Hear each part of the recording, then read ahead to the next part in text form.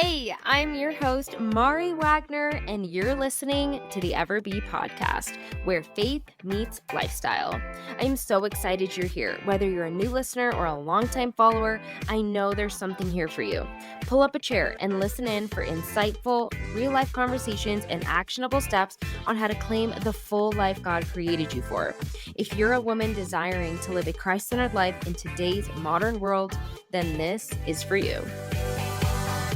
Welcome to Ever Be.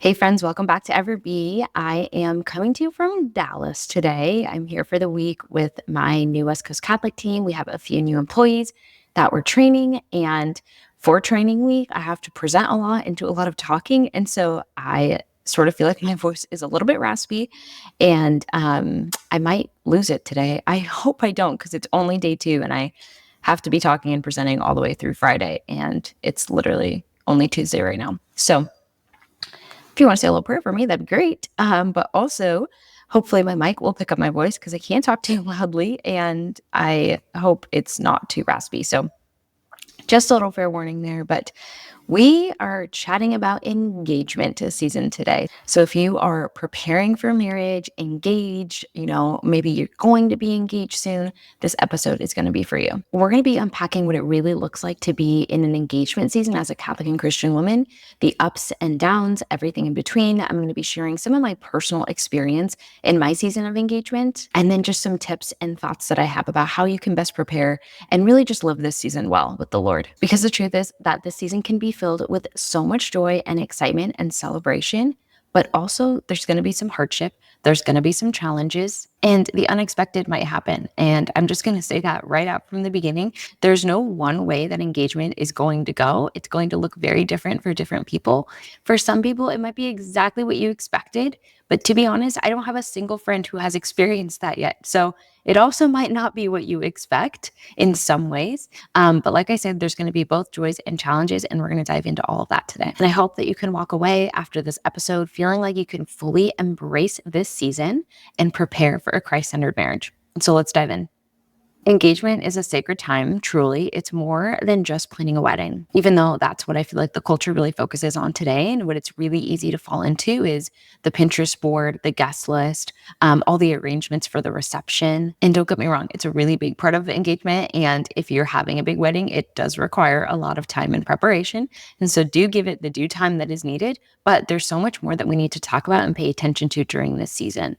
Because bottom line is that it's about preparing for your vocation of marriage, a lifelong commitment rooted in faith and virtue and love and sacrifice. So in this season, God is not just calling us to grow in relationship with our fiance, but also grow closer to Him, because He's the source of love. He's the source of virtue and the source of faith that we're going to draw from in marriage.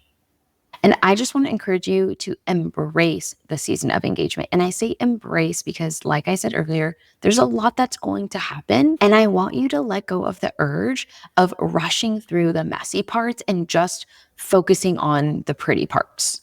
The reality is what I learned, at least in my engagement season, and what it's been like walking with a few close friends in their engagement seasons as well, is that there is no one way that engagement should be. And this was a misconception I had because I am your classic, girly girl. I dreamed about my wedding growing up. I had the Pinterest board, in middle school and high school, and I watched all the rom-coms growing up, and I still basically only watch rom-com movies. So I had this image in my head of what engagement looked like, because in the movies, if you're a fellow rom-com girly, although we are supposed to know that the movies aren't real, but I don't know. I guess I ended up here anyways. If you're a rom-com girly, you know that in the movies, it's so exciting when the girl gets engaged. She's been waiting, for him to pop the question. He finally does. They're ecstatic. The families are celebrating, unless it's Father of the Bride. And in that case, that's a hilarious movie, and I can relate to a lot of that. My father is very protective over me. But regardless, most of the movies, everybody's excited, right? People are celebrating the bride. There's all this beauty in planning the wedding. You see all the montage videos of them going to try on the dress and pick out cake and flowers and work with the wedding planner. And it's just bliss. It just looks like pure bliss and joy. And like everybody is your biggest like hype team around you, just so excited that you're getting married and ready to support you in any way. Now, that was not my experience of engagement. And maybe it's not yours too if you're in it right now, or maybe you have this same idea in your head that this is how it's going to be.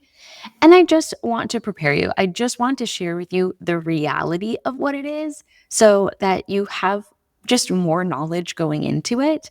And maybe yours is going to be like that. And honestly, I mean, I pray that it is. I mean, I pray that it's just amazing. But also, I will say the challenges of engagement did prepare us in a way for marriage and did prepare us in a way to um, leave our family and join together to be one, right? When you're getting married, you are leaving your family and you are creating your own, which means that there's a new level of authority, of responsibility, and of maturity that you need to be able to enter into marriage. And the unique challenges that come with this season can truly bring you and your fiance together and strengthen your relationship if you let them. So let's talk about this idea of what engagement should be like and what I mean by this phrase of like, it shouldn't be like anything because everybody's engagement is going to be different. Like I said, in the movies and in the media, you often see like this picture perfect vision of engagement, and we end up thinking that this is what it should be like. And then when our engagement isn't like that, there's disappointment and resentment about why it's not the way that we thought it was going to be. The reality is that life is messy. Life is always messy. It's never perfect. And I think that we all know that as a general rule. We all know life is messy, life is life, things happen. But then all of a sudden, when engagement comes around and our wedding comes around, it's like, we're not prepared for life to be messy anymore. We're prepared for everything to work out for this season. And we just have to remember that engagement is just another part of life. And life is messy. And there's challenges that come up and bumps in the road. And so the same thing is going to happen in your engagement, likely in one way or another. For me, it was family dynamics. We got engaged in college and we're planning to get married right after college. And for our parents, mostly mine, it was a big thing to wrap their head around that their daughter was going to get married straight out of college. Now, this fear for them was rooted in they had me at a very young age. Unexpectedly, my mom got pregnant when she was 19. My dad was 21 in college. And at the time, they were obviously not really preparing to have a child. They ended up getting pregnant with me and actually got married 3 years later. I was the flower girl at their wedding. So that's something little girls don't usually get to brag about and something that I would always brag about to everybody. But anyways, so my parents had this experience, their own personal experience of a lot of trying moments of becoming parents really young before they were ready and entering into marriage during a time where they weren't necessarily expecting it. With that came a lot of financial hardships at the beginning of their marriage, a lot of growing up really fast and maturing really fast because you just had to, because now they had a daughter to take care of and provide for. And now they had a marriage that they were willing to commit to and work to make work. However, that wasn't my situation when I was getting married at 23. I was in a much different place in my faith, maturity wise. I had a job lined up and had plans for the future, all things that my parents didn't have at the age they were at when they were having children and getting married. And so that personal experience from my parents' side played a role in our engagement season because there were a lot of fears we had to talk through with them and a lot of concerns they had about getting married young and the struggles that came with it. And in their words, we didn't struggle and come to America because my parents are immigrants from Colombia. We didn't come to America. We didn't sacrifice all these things for you to just go through the same struggles. In their mind, they wanted me to be financially ready, to have a career, to do things a little bit slowly when I was older. And I had to really have a lot of hard conversations with them and with Trey and all of us together about if we were really ready for marriage, to really show them why we really believed that we were, and the proof in our prayer, in our spiritual lives, that the Lord was calling us to enter into our vocation and that we were trusting that the Lord was preparing us step by step, and that the Lord was currently preparing us to be engaged. And engagement is that time of preparation for marriage. And so, no, we were not ready for marriage the day that we got engaged because we were not getting married the day that we got engaged. We were ready for engagement, and the season of engagement helped us to prepare for the day that we said I do on the altar. You may also be having some interesting family dynamics in this time of engagement season. Maybe you have siblings that are in a relationship or maybe are older than you, and imagine that they would be getting married before you. And that's kind of a hard dynamic. Or maybe your parents, like mine, aren't really ready to let go of their kids yet and have fears about you getting married young. Or maybe you have a difficult family, right? Maybe you come from a difficult or broken family relationships. Maybe your parents are divorced, or there's different broken relationships with different family members. That's going to make this season of engagement really hard or painful or trying as you're planning and preparing for marriage. There may be disagreements and hard conversations about the wedding budget. Maybe your family is willing to help you in some way with providing financially for the wedding. Maybe they're not. And maybe having the conversations about who's paying for what is going to be a little bit tense or uncomfortable depending on what conversations around money and budgeting your family normally has. Or maybe your family is going to be your biggest support system. And maybe this isn't where things are going to be a little bit bumpy. Maybe your family is so excited for you to get married. They love your fiance. They're going to help you financially if they're able to and take some stress off of you of having to pay for the wedding. And maybe they're going to be just super helpful during wedding planning and just be your biggest cheerleaders. And again, I hope that that's the case. I hope that there's no stress that comes from your family relationships because I know how hard that can be. But in case it is, I just wanted to share an honest and just open reality of what my experience was like so that you know that if this is you, you're not alone. And it's common for there to be interesting and hard conversations with your family throughout this time. Next, the whole logistics of wedding planning in general can get a little chaotic sometimes. The logistics can feel really overwhelming. There can be a lot of details that you're trying to iron out, maybe in a short amount of time if you have a short engagement, or maybe in a more ample amount of time if you have a long engagement. Either way, planning a wedding is no joke. There's a lot to take care of, and a lot of the times there's a lot of opinions to take into consideration. Maybe your mom is helping you and she has opinions about how your wedding should be like or what she thought your wedding would be like. Maybe your grandma has opinions. Maybe your mother-in-law has opinions. Maybe your friends or your fiance have differing opinions. Either way, there's a lot of people who are going to want to share what they feel like your wedding should be like.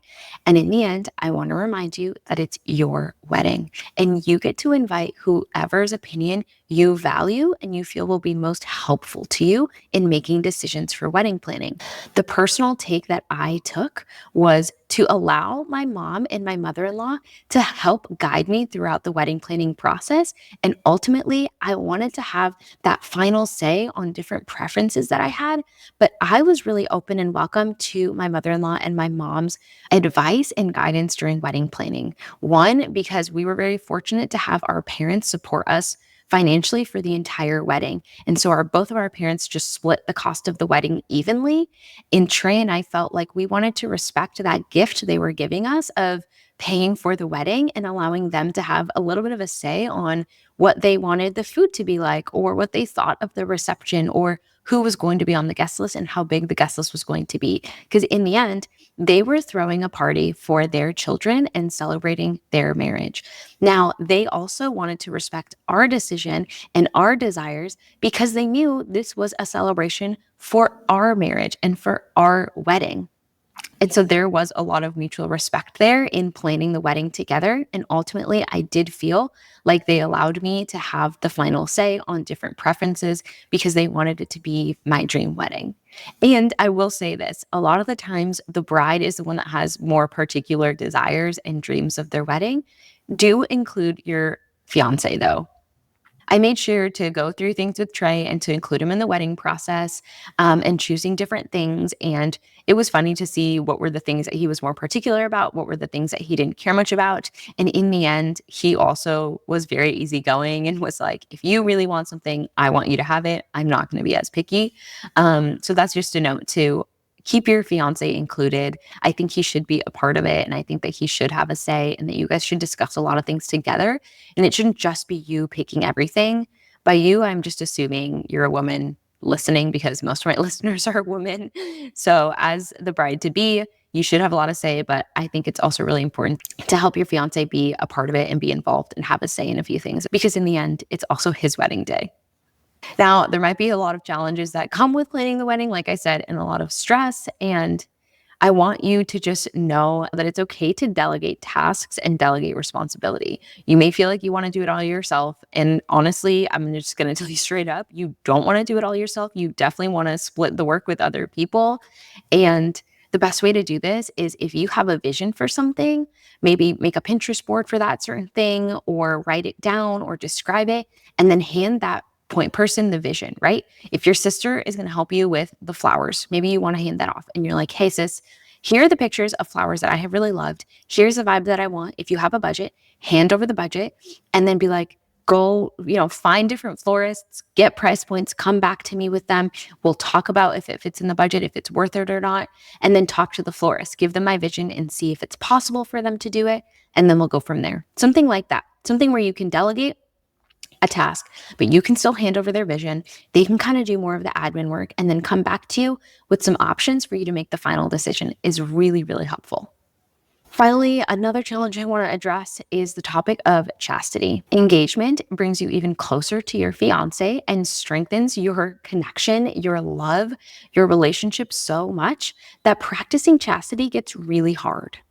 It's so natural and good for your love to deepen and strengthen and for you to continue to have this attraction to your fiance because in the end, that's what you're working towards, right? To be one with each other in marriage.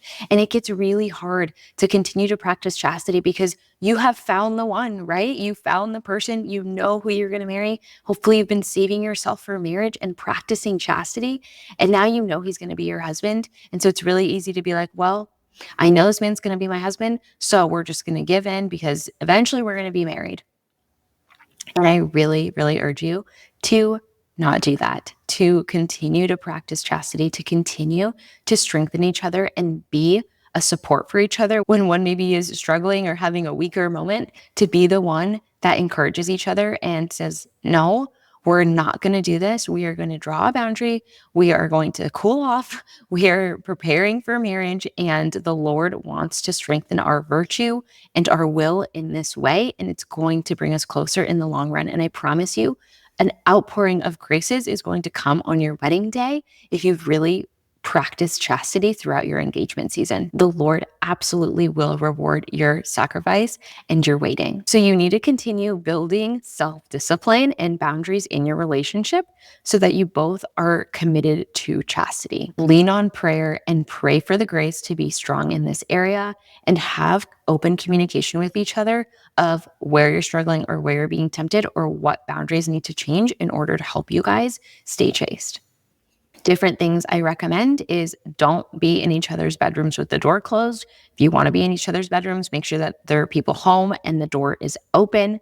I would say don't hang out on your bed. Having a curfew is also really helpful. If there's a time at night, maybe 10 or 10:30, when you're like, okay, this is when we have to say goodbye because we know after 10:30 we get really tired and then we just want to cuddle, and then that leads to making out and it leads to everything else, right? Knowing yourself, knowing your temptations, knowing your boundaries and choosing a boundary that is actually going to help you thrive is going to be really helpful. And lean on confession as well.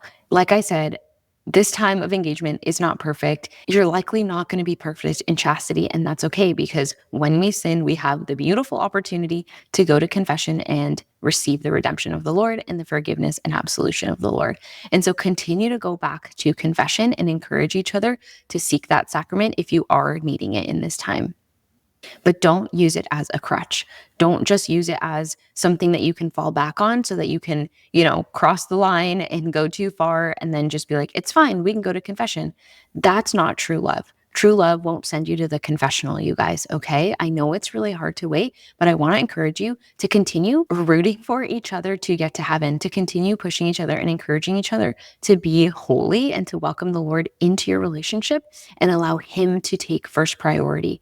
And when we are choosing to let our desires override what the Lord is calling us to do, we're really choosing ourselves and our selfishness and our fleshly desires over the will of God and how He wants us to live a Christ-centered relationship. And essentially, we're choosing ourselves over our spouse because we're selfishly grasping at this thing for our selfish desires instead of really willing and choosing the holiness of our partner. So ask the Lord to give you the grace if you're struggling in this area, because I promise you He will. And if you need an accountability partner, a friend, or something who you can confide in and share, like, hey, I'm really struggling in this area. Can you check in on me every once in a while? Or can you make sure that my door's open if you have a roommate or something like that? That's really helpful too. Next, I want to talk about building a really solid support system through your engagement and for your marriage. This includes having maybe a family member or a few family members who you have a great relationship who are going to give you the best advice and help you through wedding planning and maybe just talking through any questions you have about marriage, any doubts that you have, or just anything that you're wrestling through. I want you to also make sure that you have a solid priest that's walking you through marriage prep and maybe even a mentor couple that you trust and that, again, you can learn from of how to have a Christ-centered marriage. And then I want you to have solid bridesmaids. Now, there's different ways to pick your bridesmaids. And I would say that the way I picked mine, I don't regret. And I love all the ladies that were in my wedding, but I might take a different approach now if I were to be getting married today. So at the time when I got engaged and when I was getting married, I picked women who were really close friends of mine, right? My best friends, my sister, and people that had just been important friends in my life. So I had my best friend from high school growing up, another really close friend from high school. I had my best friends from college and my sister. And then I also had my sister-in-laws, my two sister-in-laws, be a part of my wedding party because I really love them and I really wanted to grow close to them and honor them as my future sisters. It's not required to have your sister-in-laws be your bridesmaids, but I personally loved having them in my party. Like I said, to grow closer to them and to really just include them in this whole celebration, as I already was building a great relationship with them, and I really wanted to honor them as my future sisters. In the end, I want to encourage you to pick people who are going to show up for your marriage, not just for your wedding. There are certain bridesmaids that I don't talk to anymore at all, and not necessarily because anything bad happened, but just because as you grow older, relationships change. And sometimes you distance yourself from different people just because that's the natural course of adulthood and relationships as you move away and enter into different seasons of life. Now, that's okay if there's people in your life that are really important to you now that you feel like aren't necessarily going to show up in the future. If they're really important to you now, and if it would be maybe harmful to the relationship if you didn't include them and you want to include them, go ahead and include them. Bottom line is include who you want to include, but my biggest piece of advice is to make sure that you have people in your bridesmaids and your groomsmen, just in your bridal party in general, that are going to show up for your marriage.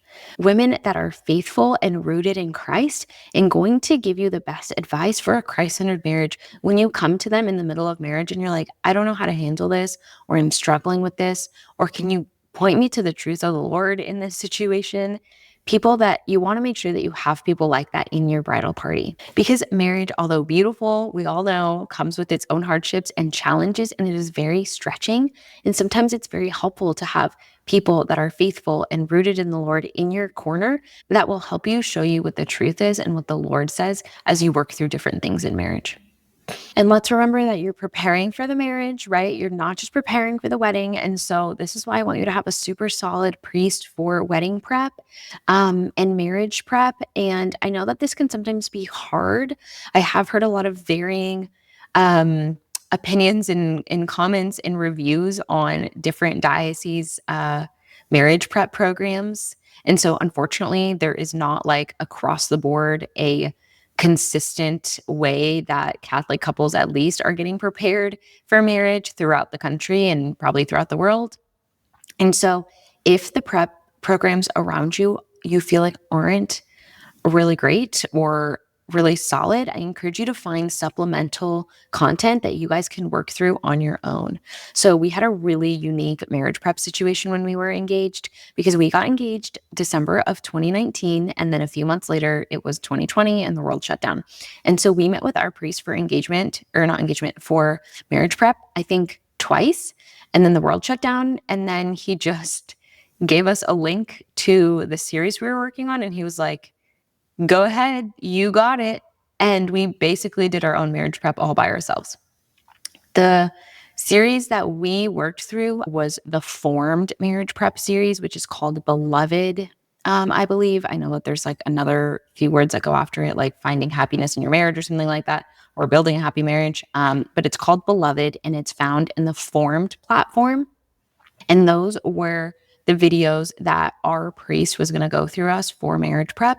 And that included watching the video. And I think there's worksheets with specific reflection questions and discussion questions and activities to do together.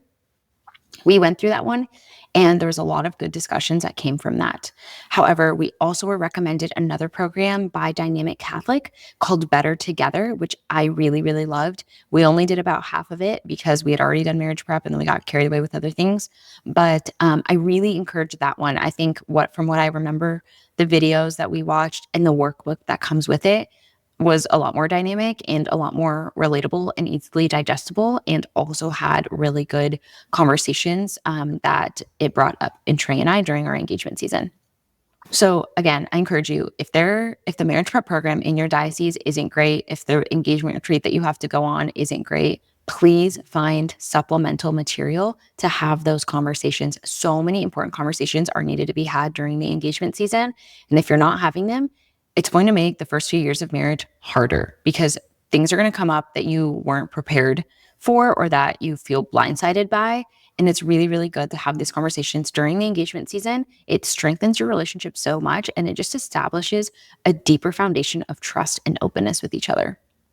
Topics that are talked about, for example, are opinions on how you should run your family finances, desires on children and building a family, when you want to do that, how many you want to have, openness to life in general, discussions about pornography. Is that something that you've struggled with in the past, or your partner has struggled with, or is currently struggling with? How are you working through that? How are you working to break that sin and be free from that sin and make sure that it's not a part of your marriage? Past relationships or wounds from past relationships, or family dynamics of how you grew up. All these just heavier conversations are going to come up during this marriage prep time. And if you have a solid priest that's able to guide you through it, that's amazing. And if not, make sure that you're finding a program that's going to help you have these conversations and guide you through them. And then there's NFP. And I want to say a quick note on this. Don't wait to learn NFP. We started learning NFP like a few months after we got engaged. I literally did NFP for like 10 months before we got married, because we had a long engagement. And so we had ample time to really understand the NFP method we were learning. We learned the Creighton method and feel really confident in how to use it in marriage, both to avoid and to achieve pregnancy. And so I encourage you to start early, to find an instructor in a method that you really trust. Personally, I am the biggest advocate for the Creighton program. I know it's really popular nowadays to use Marquette because it has the little machine, and personally, I don't recommend that you just do that, especially when you're starting out, because you don't learn as much as you do in Creighton. When you learn the Creighton method, you look for markers in your body that tell you where you are in different parts of your cycle. And you learn so much about your cycle as a woman, as well as your fiance learns so much about your cycle as a woman. So Trey wouldn't know what he knows today about my cycle and our fertility as a whole, and how cycles and fertility works, if we hadn't done Creighton. And I wouldn't feel as confident in knowing my cycles and knowing my body as well if I hadn't done Creighton. And if I just had a machine tell me where I like, if my fertility is high or low, and that's it. You know what I mean? So highly encourage you to start early, to learn the method so that you can feel really, really comfortable and solid in what you're going to be doing, either achieving or avoiding pregnancy. And I also just want to say a quick note about just the whole decision of if you're going to try for kids right away or not. This is a really touchy and controversial subject in the Catholic world, I feel like, right? And a lot of people have a lot of opinions on this. And truly, what the church teaches is that we should be open to life in our marriage. Basically, you should not be entering into marriage if you know for a fact that you are not ready to have children. And if you know for a fact that if you had a child, there would be a grave situation. Now, if you have fears about having children, that's completely normal. And I would say having these fears isn't necessarily the reason to call off an engagement if you feel the Lord is really calling you to that in this time. But it is really important that you work through those with the spiritual director and with your fiance. So by the time you're saying I do, you feel more confident in the possibility of bringing children into your family at any time. Now, I will say the reasons why a couple will abstain and wait to have children is going to be different for each family. And the church guides us and tells us that there should be really a grave matter for putting that off. And that can look different for every family. Financial things, emotional things, whether it be financial or emotional or whatever it is, what may be grave to one family may not be grave to another. And I really encourage you to make this decision together with the Lord in prayer. Allow the Lord to speak into this. And then find a spiritual director. I can't tell you how helpful it is. To be honest, you guys, the first few months of marriage, I was afraid to have kids. And I am someone who has always wanted to be a mom and has always desired children. For some reason, there was this certain fear that I had. And at first, I thought I wanted to wait a while. And through spiritual direction, through my engagement season in those early months of marriage, I was able to uncover certain wounds that needed healing that my spiritual director was able to pray through. And through that, in a certain retreat that I went to, was able to find healing in these old childhood wound areas in my heart and in my soul that all of a sudden lifted this fear and anxiety off of my heart. In a few months into marriage, I think it was like 8 months into marriage, we were like, yeah, we are ready to have children. We really want to have children. And we've been trying to have children ever since. And if you follow me on Instagram, you know that I share openly that we're struggling with infertility. So pray for us if you ever have a moment to, that we'd be able to have a family and conceive children one day. But all I'm trying to say is that it's totally normal for you to have fears. And so much happens in those first few months of marriage where if you have certain hesitations or fears that you're working through, the graces of marriage and working with a spiritual director are abundant and will change your heart. And in the end, bottom line, you want to be open to children whenever the Lord calls you to have them. Okay, last thing I want to talk about is in this time of planning for your wedding, focus on planning the mass. I think this part is so overlooked by couples where we get so caught up in the florals and the colors and the food and the design of everything. And the mass is a lot of the times one of the last things people look at or one of the things that people speed through the most. And I think if you're Catholic, it's easy to do this because the church gives you certain readings to pick from for your first, second, and gospel readings. You don't just get to pick any book of the Bible or any passage in the Bible. They have certain ones that are for weddings. So I think it can be easy to just be like, oh, it's already done for us. We just have to pick one really quick and that's it. And I'll tell you, our mass was my favorite part of the entire day. And we spent the most time planning that part of our day. And the feedback that we got from our guests, our family and friends, was that it was truly one of the most heavenly masses that they were a part of. And I believe it's because we put so much thought and meaning into the things that we picked out to really make the mass our own. We read through all of the different readings that the church provided for the wedding mass. We picked out a few that we felt like resonated with us more, and then we prayed through them. We prayed Lectio Divina through these different passages together and discussed what we felt like the Lord was saying in prayer, what resonated with us, what message we wanted to bring into our marriage or share with our family and friends. And that's how we picked the readings. We did the same things with the Psalms. And then when it came to the songs and the music, that sounded really similar. We did the same things with the Psalms, right? From scripture. And then the songs, songs, we picked also with a lot of intention. And this is also going to vary depending on what church you're getting married in. Some churches have really strict rules about what kind of music you can have. Some only have very traditional organs and maybe like string instruments. Some have more flexibility and allow you to pick your own cantor maybe and pick your own songs.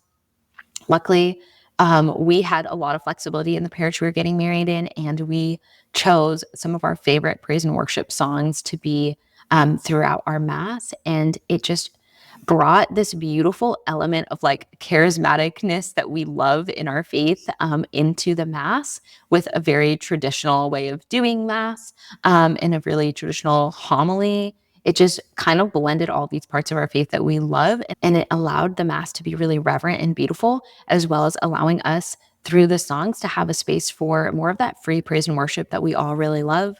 I'm telling you, there were people in the crowd, with their hands up. We were just like belting, and I was just like eyes closed, just like praising the Lord through these songs. If you want any inspiration on those, I think I have it linked in my wedding highlight or something.